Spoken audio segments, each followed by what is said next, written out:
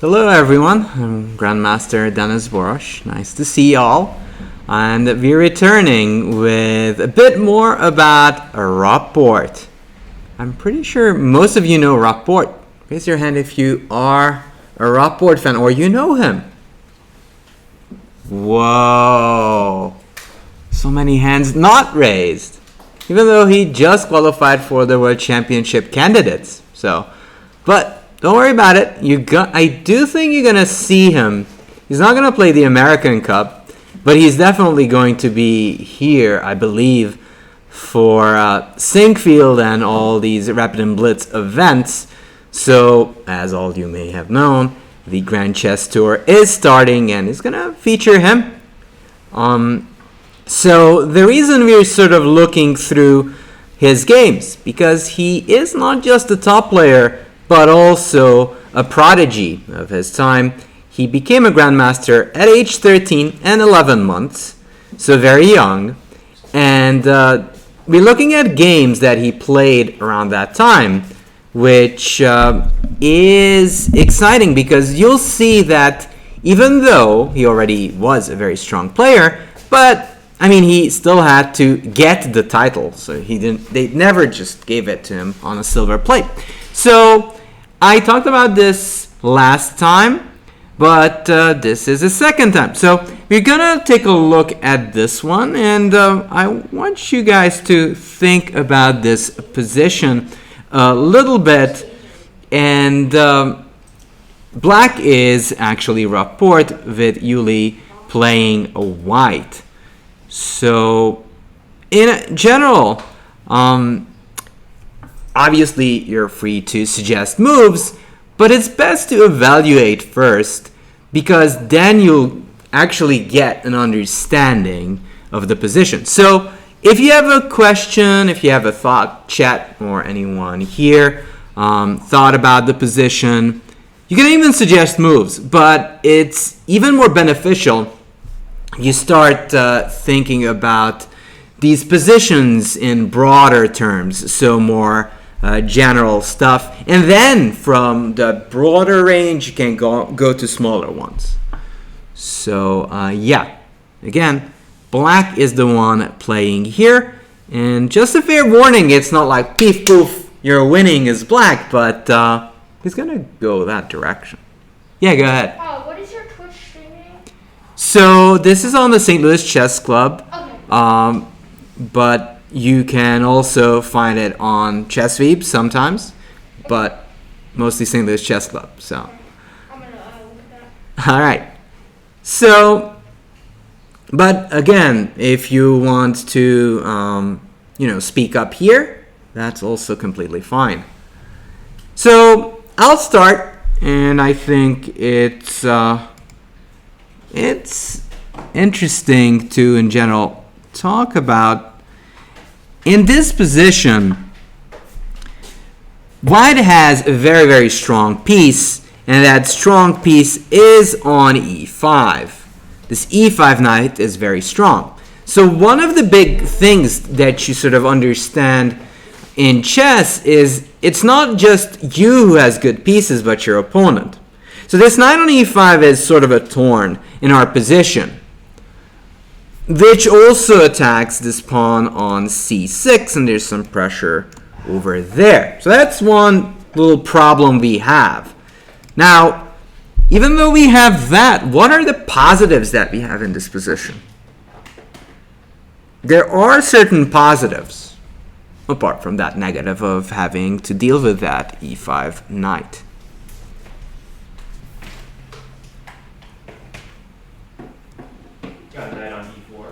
Yeah, we've got a very, very nice knight on e4, so it sort of compensates. There's a good and there's a bad. Now, overall that would just mean the position is dynamic, but you will have to sort of deal with threats and maybe even consider of devising threats of your own. Now, in general, this is a closed position, so the fact that we have this bishop is not really to our advantage it's not that it's necessarily bad, because it always attacks a strong piece. But if we could have a knight instead, we'd probably choose that. Alright, so we talked about the fact that this knight on e5 is strong.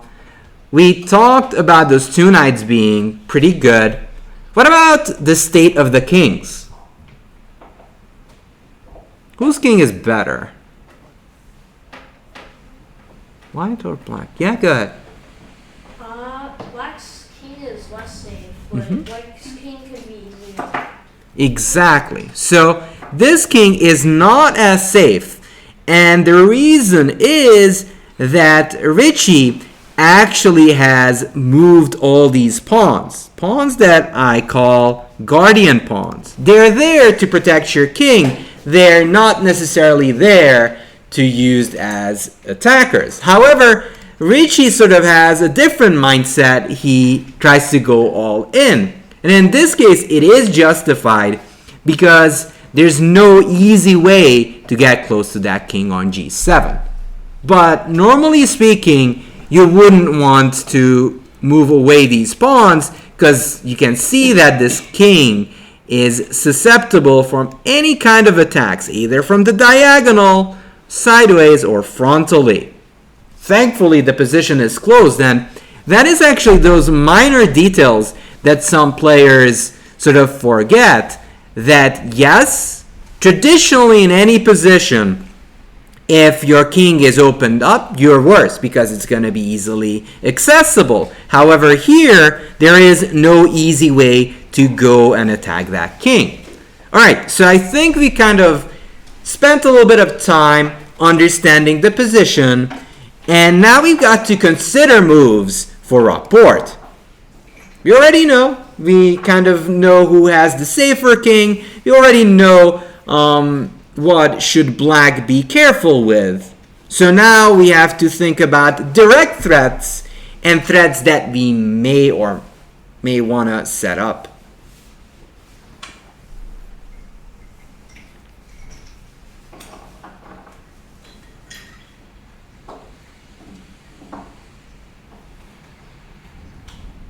This is why you always want to simplify and trade down. Well, not necessarily. For example, the more we would start trading here, for example, if we take here, right, away, pawn takes, guess what's happening? You're trading, but this knight that never really had an access to this d4 square suddenly is going to jump over and start attacking us. You'd move this pawn, whoop, there's another weakness. You could go after that one. So every little move you make, every little step you take, that knight will be watching you. And it's going to get ugly quickly. So trades aren't necessarily good. What grandmasters, and by now we can call Rapport a super grandmaster, is all about timing. Taking on e5 is by no means bad, but you want to do it at the right time.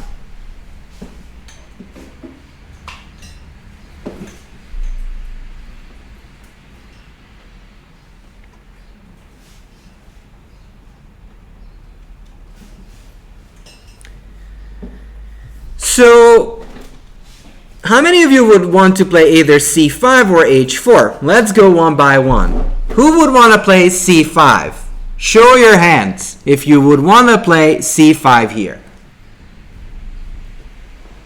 Not an excited crowd. Okay, that's a maybe. Okay. How about h4?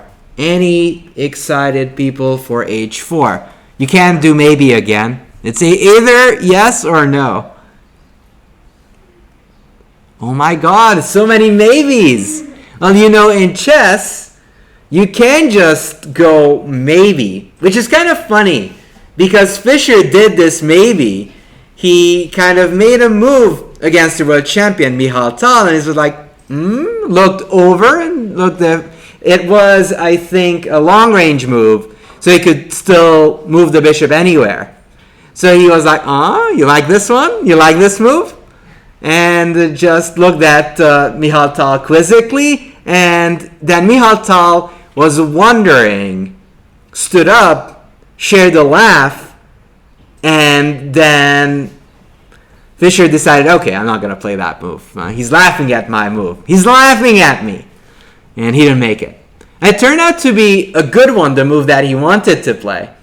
But in his memoirs, Tal said that I was sweating profusely when Fischer was trying to make that move, but was wondering, what can I do to unsettle him? So he decided, okay, I'm going to stand up. I'm going to be stone-faced. I'm not going to give away any secrets there.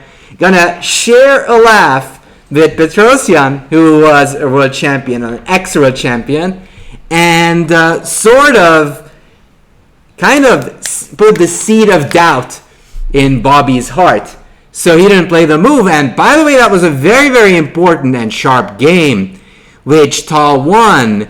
And because he won that and the games afterwards, he became a world championship challenger, challenged Michal Botwinnik, and what was the end result? Anyone? Tal won, obviously. So, does psychology matter? Well, maybe not for Bobby Fischer, but it did matter for Tal. So, in this case, in this position, coming back to the position, we could go on and say maybe, but chess is partly about confidence and believing in your own moves. Now, we can go kind of maybe on h4, maybe on c5, but the real question is, what are these moves trying to accomplish in the first place? What is h4 trying to do? What is c5 trying to do? So let's go one by one, because that is kind of the right way of approaching chess. You're sort of wondering, okay, c5? What's so good about c5? Yeah, go ahead. That pawn defending the knight. So if you go c5, you're sort of undermining this knight. So is this a dumb move? No, it's completely fine. What's wrong with c5? There's nothing wrong with c5 there. Then, of course, as you're saying, they can't take because now we overwhelmed this knight. So usually the defenders have to be the same count. Here we've got two attackers, only a single knight defending.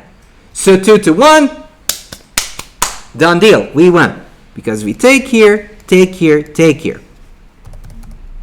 However, apart from c5, what is c5 trying to accomplish?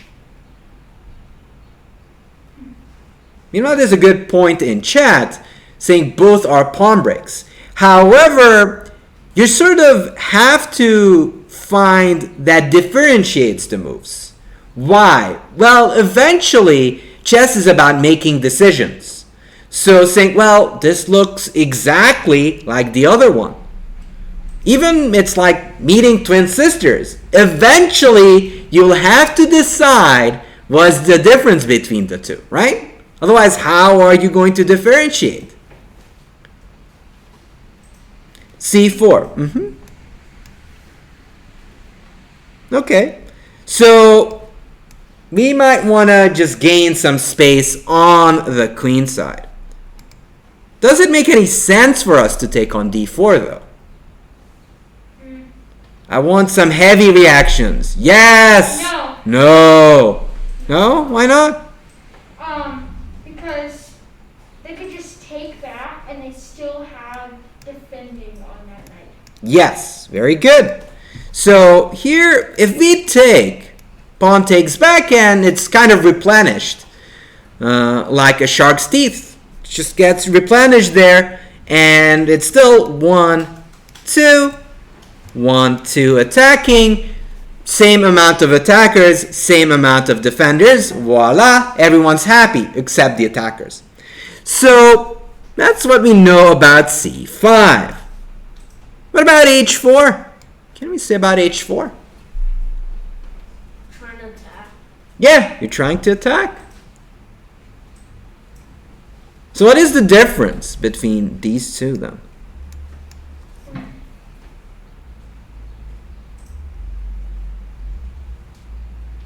Yeah, Survivor Knight, you have a good point. You don't necessarily want to open up the position, but it still kind of begs the question which way you want to play. You want to play h4, you want to go c5.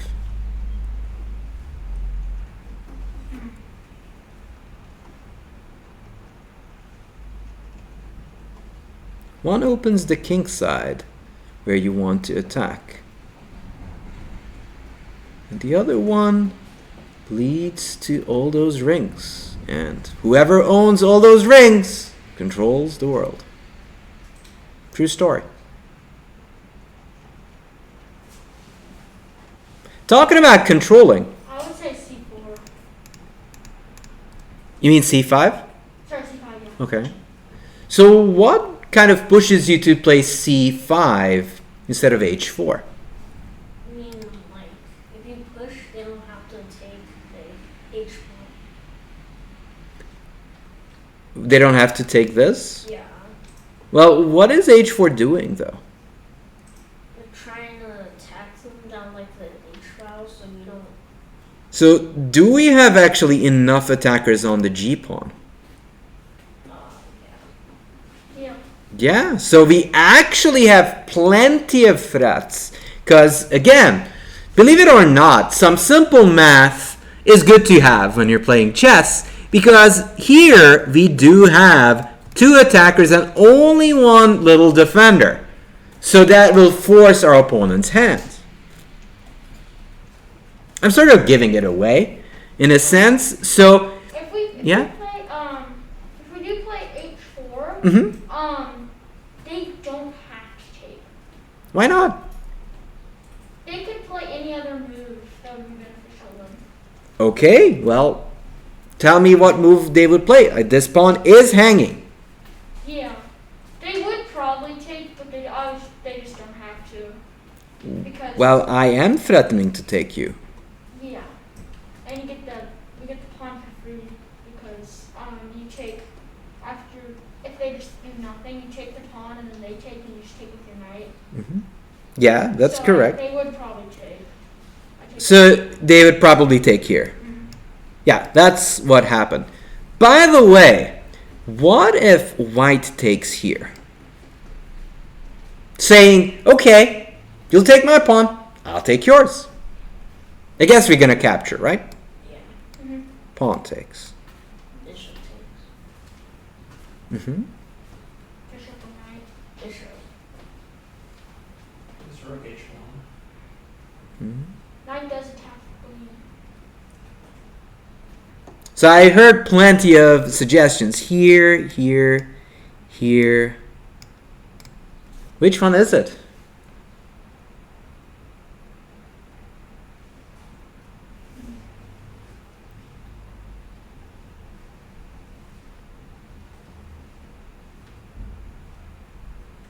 Queen h3.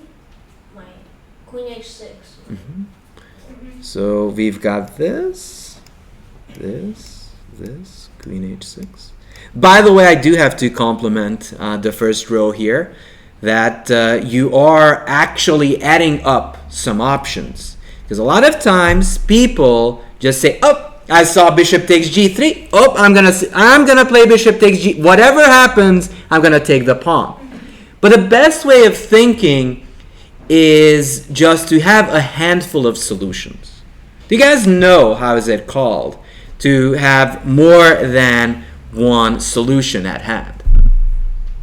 And of course, everyone is free to tell me how that is called. Otherwise, I'm gonna say it. This will You not. said like 2 solutions instead of 1. Yeah, and more. Well, it's not necessarily 2 solutions. It could be 2 or more. It's good because if maybe something unexpected, you have more moves to play instead of just that one. Yeah, we're looking for like a specific specific name for it. It's called candidate moves. So famously, there is a book, it's a very old book by Kotov, that says you should look for more than a single solution. Now, people can overdo this. So what I would say is, if possible, go maximum 3, but you can go for 4. But there is like a little bit of a trick here. If you start considering everything, you're going to run out of time. And even super GMs run out of time because they consider everything. But your goal should be to keep it down to 3, ideally 2, but sometimes it's complicated. Here, I want to know which one of the moves you guys would want to play here. Rook h1, knight g3, bishop g3, or queen h6. Either bishop or queen h6. Now, so the hard part about chess that you have to choose. Chess would be the best game ever if I could say, oh, I didn't want to take on g3. I wanted to play something else. You can only play one. Once you hit the clock, it's on the board. You can't change it. I would say queen h3 is good. You're starting mate. So you would go queen h6. Okay. So I'd be curious what you think, which one you would choose. So do tell me which one would you choose, okay? Yeah. Queen h6? Okay. Anyone else? Stick by rook h1 or queen h6? No, I switched to queen h6. Really? Yeah. See? You got convinced? How did they convince you? Because they looked at all the candidate moves. Oh, that's how. So, for example, we have this urge, especially when we play quick chess, to just capture a tempo. Go ahead. Go ahead. Just stretching? Okay. So we have this urge of capturing immediately. And oftentimes taking doesn't necessarily mean it's the best move. It's an option, but it's not the best necessarily. And Danny actually pointed out correctly, well, wait a second. What if I don't slap this pawn and go rook h1 check? And if you take here, well, white's position is not rock solid anymore because you lose your queen. So this is a very, very nice point by Danny. However, I do have to commend the first row over here. Queen h6 is even better. This is what we call the silent move. A silent, little sneaky move. Queen h1 is checkmate, and as far as I know, that ends the game. So queen h1 is kind of deadly. So if you go here, well, there goes the lady again. And it's an even more fair trade for black because we actually get to win the queen for a single knight. So h4, pawn takes. This was the game. Now, we are going to switch back to the game itself shortly, but there's still a couple of critical moments that I want us to solve.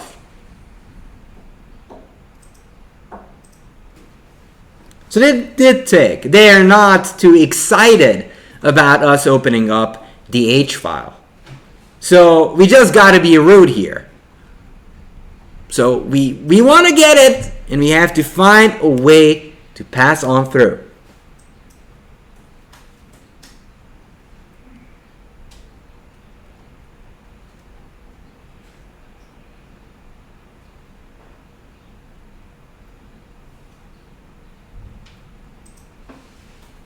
I think this still works. So this is an idea for sure.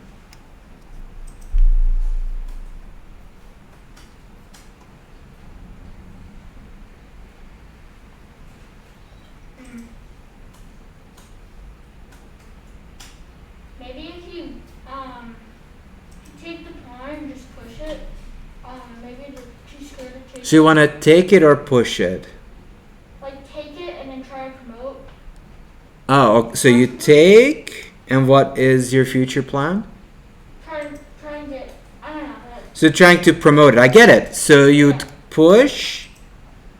But if you push again, I might not even take you. I'll just block. Oh,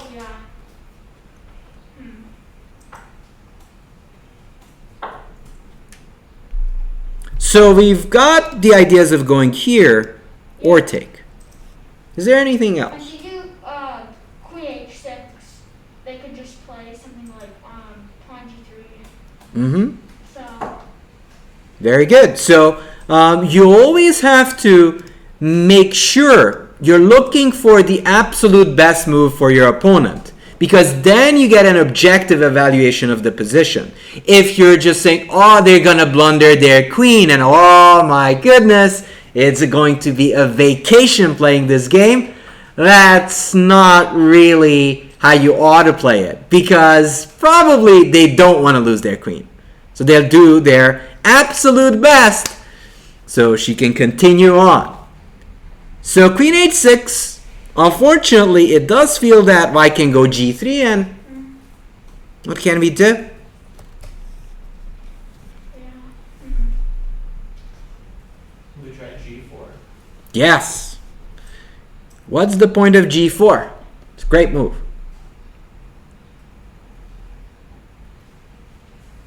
So we go G4. It chases away the knight immediately. So white really doesn't have time to have pawn G3 because we just captured. So white has to go somewhere with the knight. Now black decides to go knight G5, which is a very, very creative move. And somewhat aggressive too. Yeah, always expect the opponent to play the best. Sometimes they make mistakes. I mean, that's part of the game. But you always have to sort of look for the best sequence of moves for each side. And whenever you start having that mindset, even the mindset will make you become a better player.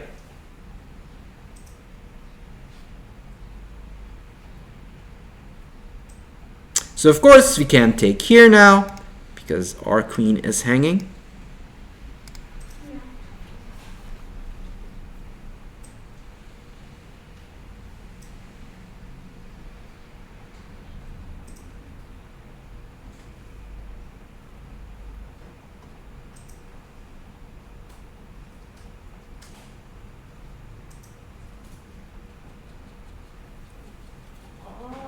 Queen H6 now. What's the idea?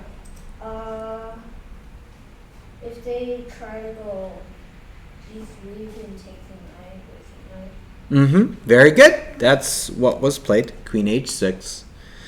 One of the things that make these GMs or super GMs so good is that there is a flow to their play. It's not just moves that are good separately, but it's just sequential. So look at this. H5, H4, takes, idea, wants to open up the file. G4 wants to do the same thing. Knight G5, Queen H6. Now, it looks a little bit straightforward. That's not always the case. But I do like the method, and I think it's something worth following. Try to choose a plan and follow through no matter what. Why? Well, if you try to follow through, you're going to learn what you're really, really good at and what you need to actually try to solve. And here white actually took on E4. So a lot of times, that's the way to improve, is to give yourself a chance to prove that you're very, very good at calculating these very critical lines. And if you're not, that's not necessarily a bad thing, then you know what you have to improve upon. I think you play Queen takes H4. If you go Queen H4, can't I just move my knight to G3? And then Queen H2. Okay, go on. What would white play then? King F1, King And then Queen H1. Yeah, Queen And knight takes. H4, rook takes H1. Okay, so knight e4, queen h4, knight g3, queen h2, here, here, takes, bye-bye, right? Correct? Yeah. So this was played spectacularly by Rapport. Queen takes h4. Now knight g3 wasn't played, but there's a lot of things that happen under the surface of a chess game. There are brilliant ideas that is not shown on the chessboard. One of them is this one.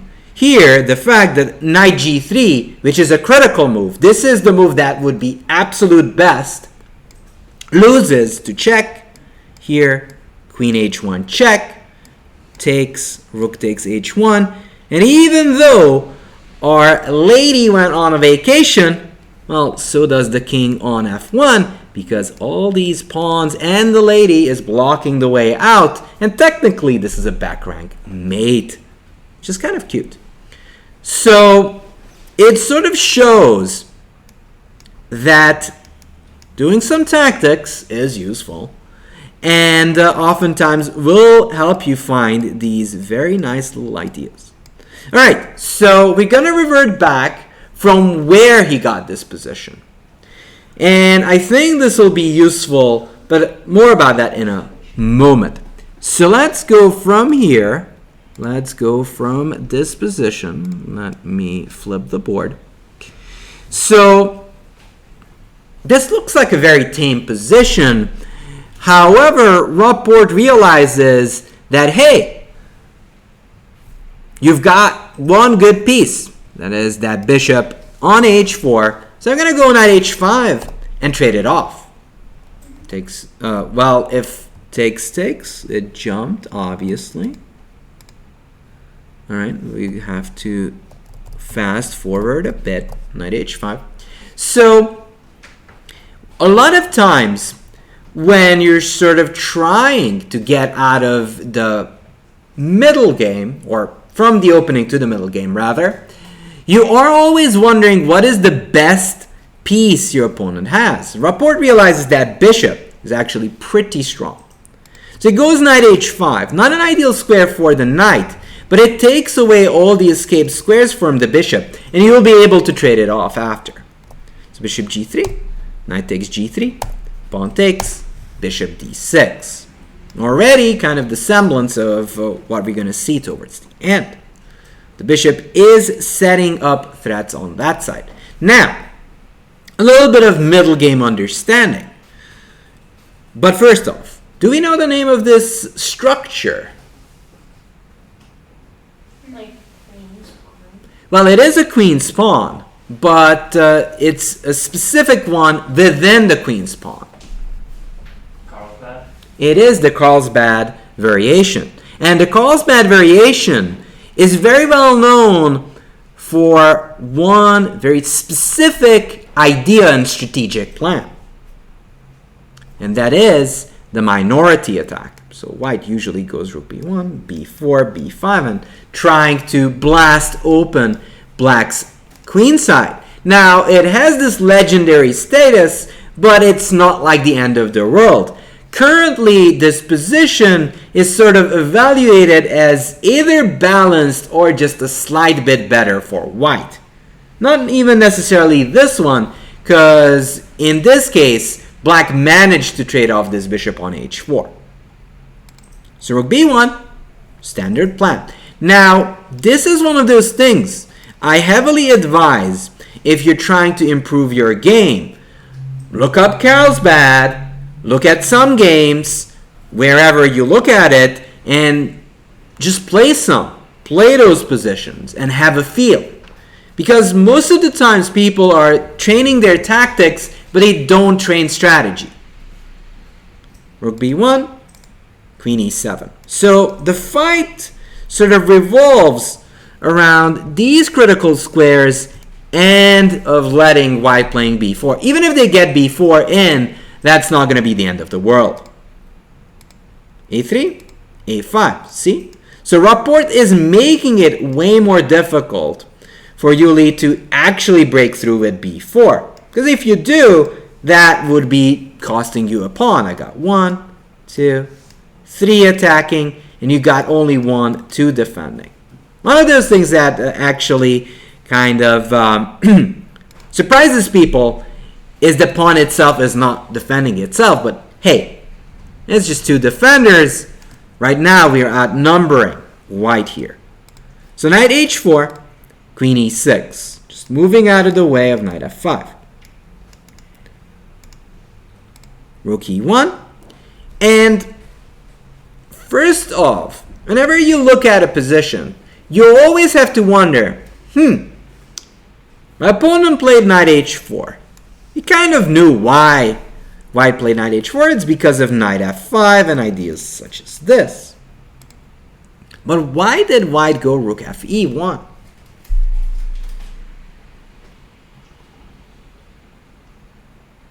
What's the reason why I played rook e1?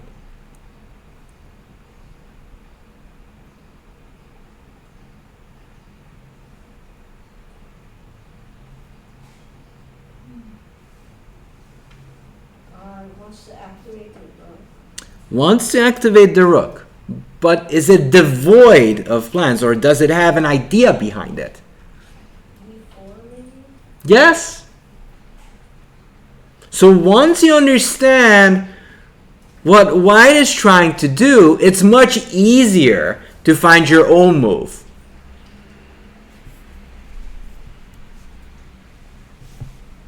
f5. Rapport just stops this plan of breaking with e4. And even though it's not as exciting necessarily to play chess this way, but if you understand your opponent's plans, it's much easier to control the game. f5 is a controlling move. It takes away a critical square and hinders white's plans. Queen b3, b5. Now b5 shows Rapport's understanding. If you look at this and you're just new to chess, I'd be frowned. I'd be very upset if you'd play b5. Why is this move so bad, or at least at first blink? Well, it leaves this pawn on c6 completely defenseless.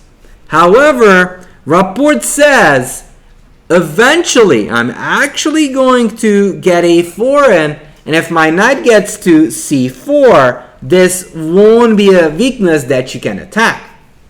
In fact, that reminds me of a story by Yasser.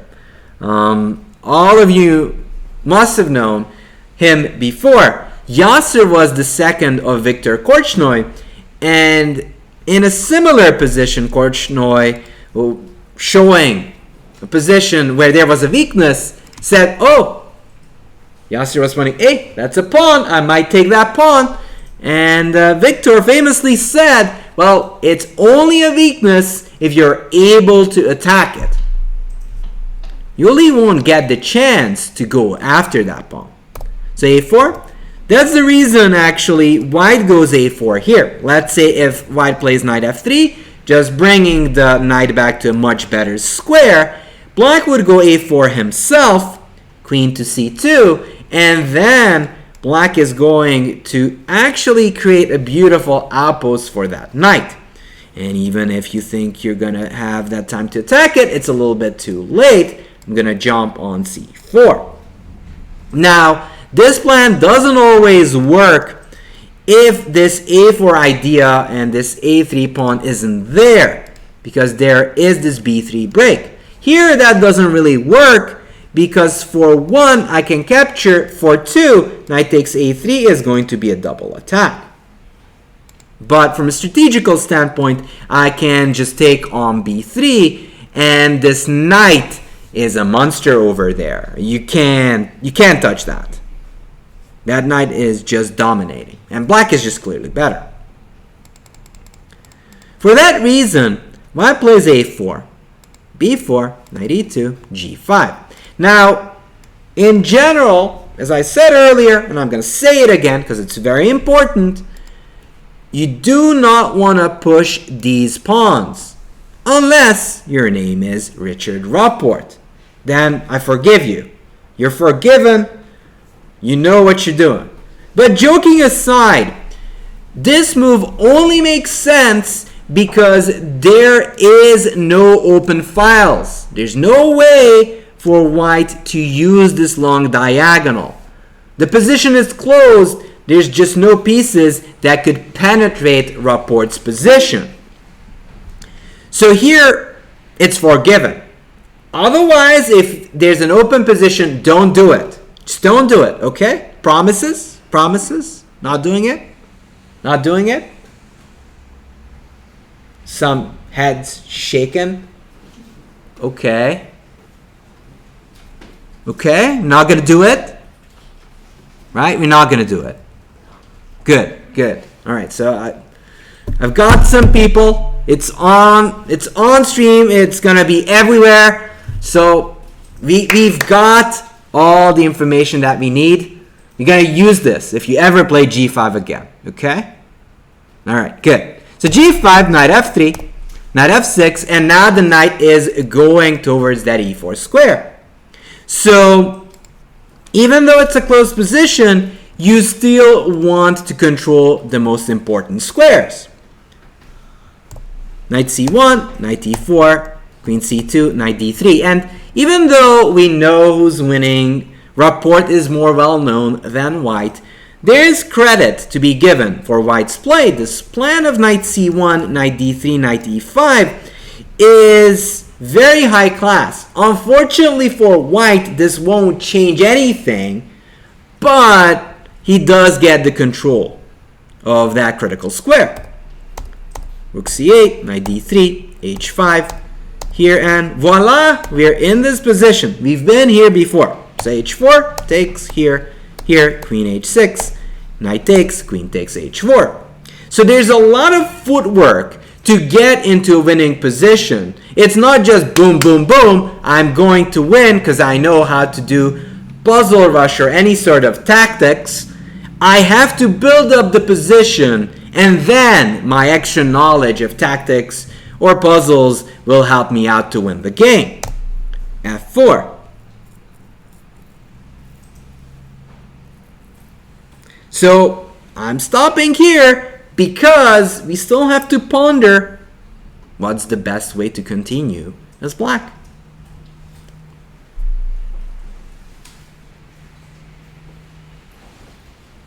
To take or not to take? That is the question.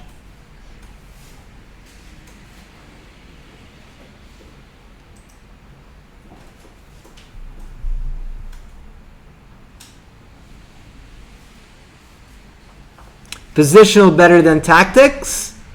Just like any meme on the internet, both. I think both.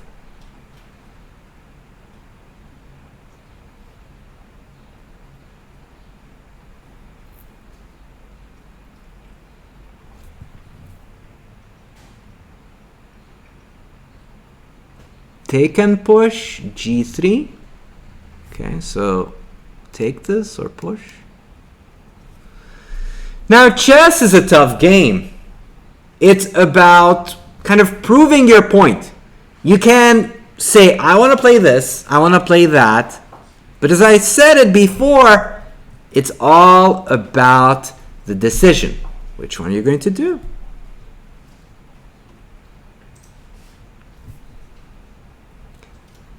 I feel like you can get to 2000 with tactics, but to push further than that, you have to have both. Exactly.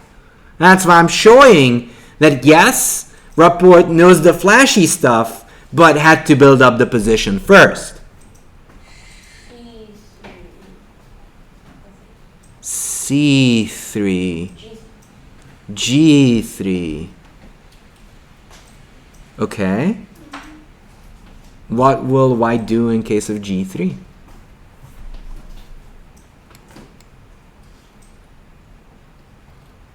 I see the threat, but will white have to resign after this? Maybe you should take the knight on e4. You already played g3. Yeah, I think they already won a knight, so maybe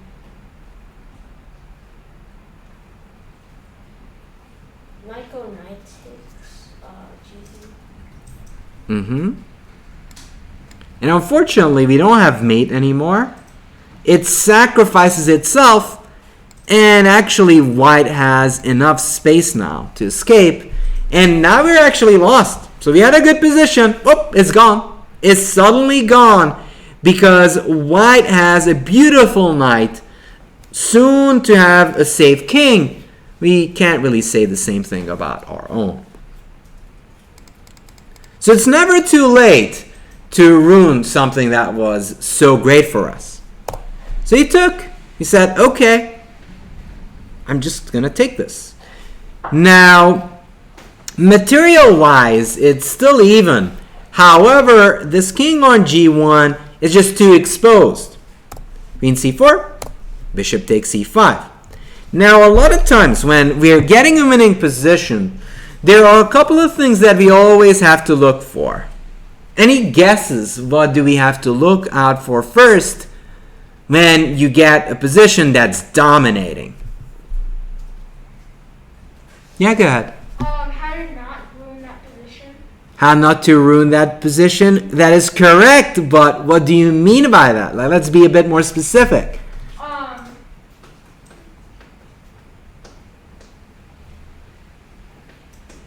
Meanwhile, chat is saying checks from your opponent, counterplay, okay.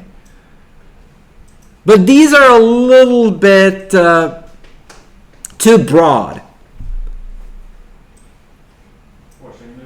Forcing moves. From us? Your opponent. From our opponent, exactly. So the first thing you should be looking for, yes, you're the one who should be winning the game. You already built up the position, you should be winning, but every move they make, every step they take, you have to be watching what they're trying to do to you. And right here, this is a glaring threat. So if we would go like, haha, you're gonna get mated, well, I've got bad news. We're gonna be the one getting mated. It's so easy to lose in chess if you're not paying attention to your opponent's threats. And believe it or not, even the best of the best sometimes say, oh my goodness, I'm winning. I'm objectively the better player. Hooray for me. And they still fall for cheap tricks. So here, bishop takes e5 is a strong move by Richie. He says, no fun for you, all fun for me. Takes g3. Now g3. Coast is clear. You look around, and that's actually the reason most of the GMs go, any threats for you? No more threats for you. Let's go g3. No more queen f7 shenanigans. I'm happy with my position. Let's go on in. King f1. Now, apart from threats, you still want to understand the plan, the underlying plan of your opponent. What do you think is Yuli trying to do now? Escape. Yeah, escape from that checkmate. Yes, the king wants to go escape. It wants to flee away from that danger zone. So Richie says, nah, you ain't going nowhere. I was about to say, probably for that. Yep. Yeah. Queen g4. You ain't passing through, sir. You're here to stay. King g1. Yep. So that attempt of fleeing has been stopped. So you just have to get the finishing touches in there. I think you should try to double up the books. That would take too much time. You could just develop a plan already. I mean, it's 2 minutes, but...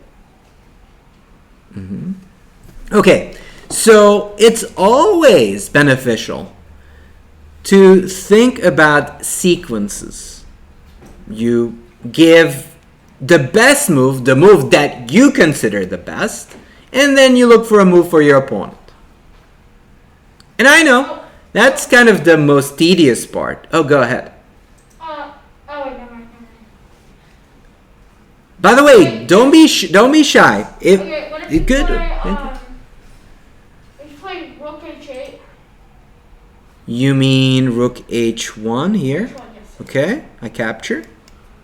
And then play, queen a, oh, no. Go on. Queen h4? Okay, king g1 back.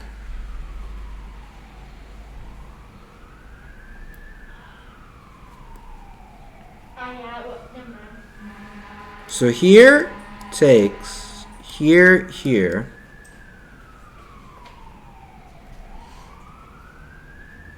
Oh,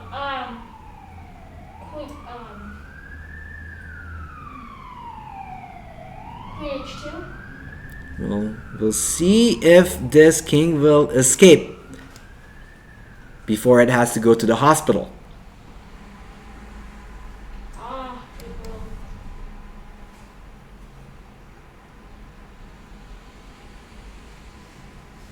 It seems to be escaping, right? Yeah.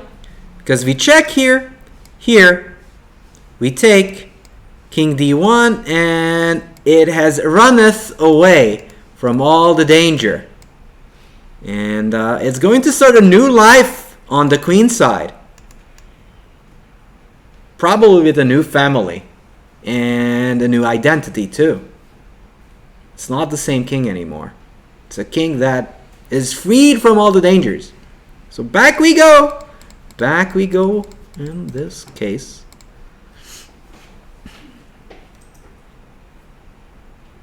Maybe like rook h6 and then rook h8 to try to double up.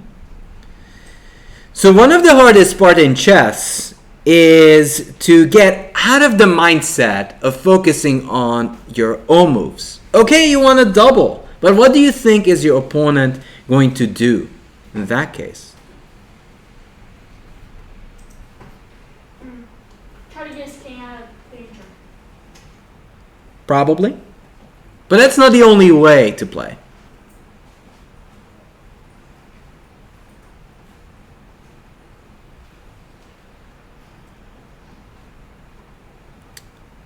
Ray Robson is saying this almost gives Soupy Carlson vibes. Yes.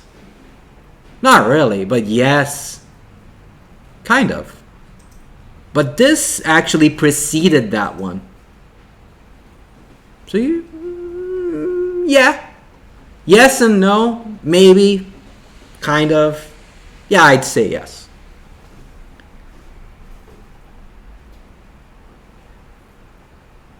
Rook h2, and here White said, thank you so much. I had enough fun here. King f1, then there's mate. But what if White goes queen c5?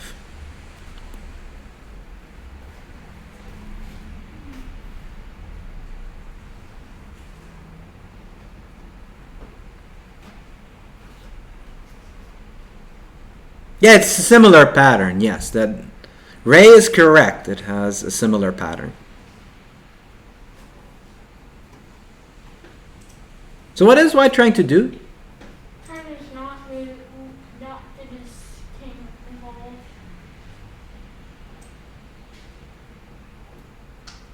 Oh, so Ray is saying, Ray was hoping Trying to play. for this trick.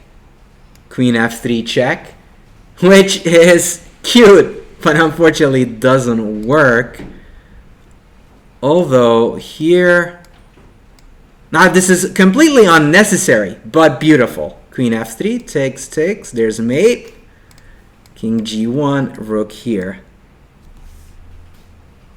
Yes, yes.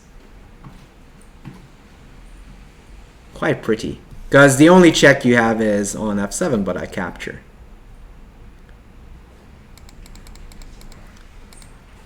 So rook h2, queen c5.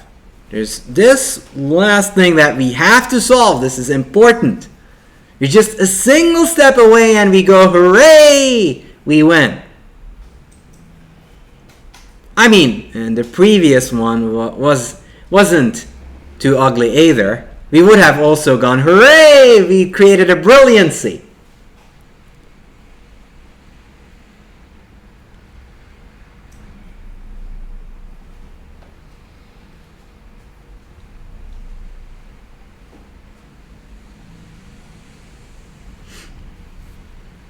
So, Just like, yeah, we have 7.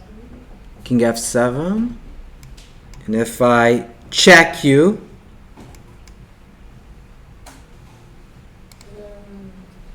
I'm not going back.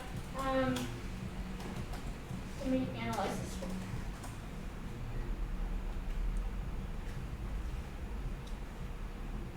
Is this a forced checkmate? well, the hard part about chess is that nobody will tell you that. Your opponent won't go like, yes, you are winning in 5 moves. Please find it. I'd be honored. You'll have to figure it out on your own.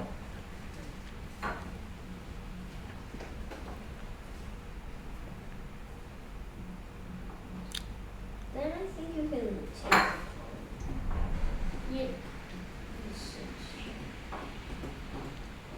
So they're competing ideas. This is one and this is the other one. Let's say, well,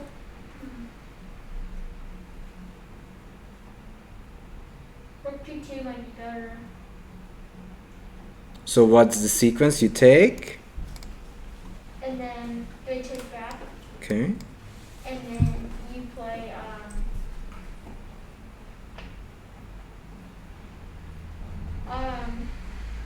maybe Queen F3. Here.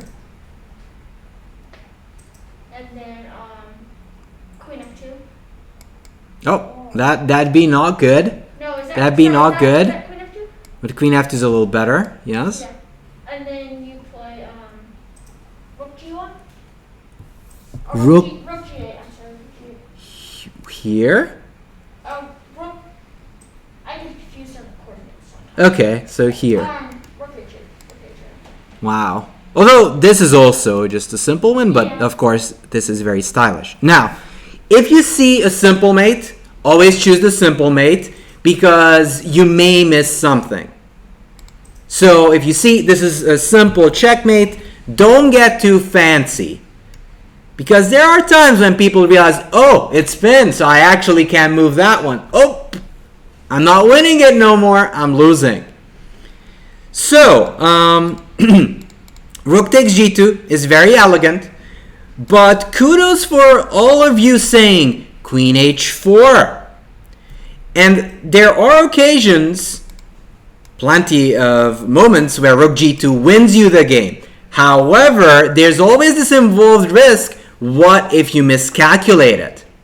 You don't want to do that. So all of you who played Queen H4, clapperoonie for you, because you said, well, you're trying, my opponent is trying to go Queen E7, and we go nah, and we'll be there to stop that. Meanwhile, our attack is still raging. So really what I wanted to show you guys that yes, a ton of times you go on and find the right solution. But first off, you have to build it up. And of course, we'll put on this position there too. After Rook H2, by the way, and this position, here Yuli resigned and Richie won. But let's end it on the note. You could also have 2 queens, albeit not at all necessary. And it's checkmate. So what did we learn from this game by Rapport? We learned that A, you'll have to build up your attack. B, you may be able to throw all the pawns in front of your king only if the position is closed. And C, you always have to look for your opponent's threats.